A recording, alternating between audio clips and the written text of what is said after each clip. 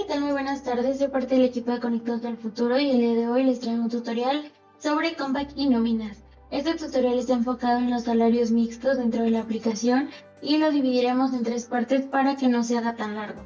Hoy abordaremos temas importantes como los tipos de salarios, la base de cotización y cómo dar de alta a los empleados y asignarles el salario mixto en el sistema. Primero vamos a hablar de los tipos de salario.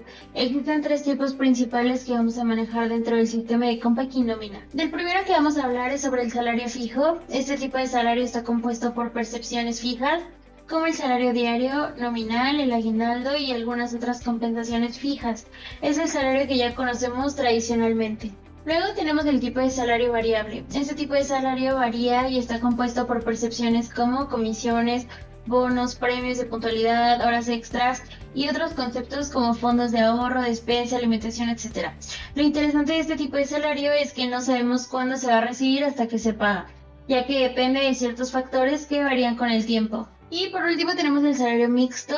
El salario mixto es el que nos interesa el día de hoy. Este tipo de salario combina las 2 primeras partes, tiene un salario fijo, pero también incluye una parte variable que depende de factores como comisiones, bonos. Este salario es común cuando se requiere cambiar una estabilidad básica con incentivos por desempeño o productividad. Ahora que ya conocemos los tipos de salario, pasemos a la parte importante que es la base de cotización mixta. Según la ley del Seguro Social, el cálculo de la base de cotización para el salario mixto es muy específico. Se debe seguir esta mecánica. El salario base de cotización fijo es lo que ya hemos mencionado antes, que el salario fijo es el que se reporta.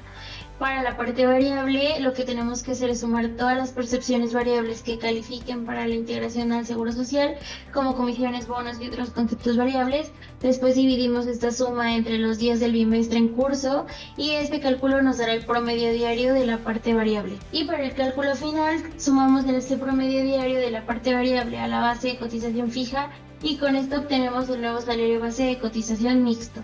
Este es el valor que vamos a reportar al Seguro Social. Recuerda que el reporte se hace en los primeros días de cada bimestre. Por ejemplo, en enero reportamos el salario de los trabajadores de los meses noviembre y diciembre y en marzo reportamos enero y febrero. Ahora que ya también sabemos cómo se calcula la base de cotización, vamos a ver cómo se aplica esto dentro de Compact y nóminas. Lo primero que debemos hacer es dar de alta a nuestro empleado en el sistema. Cuando lo hagas, asegúrate de seleccionar que el salario base de cotización es mixto. En la aplicación vas a la sección de catálogo de empleados, seleccionamos al trabajador y en la parte de base de cotización damos la opción de fijo a mixto. Al hacer esto, el sistema te permitirá llevar el control tanto de la parte fija como de la variable del salario. Luego debemos asegurarnos de que los conceptos que aplican para la parte variable estén bien configurados. Vamos a la sección de catálogo de conceptos y revisamos que ciertos conceptos como bonos, ajustes en sueldos, etc.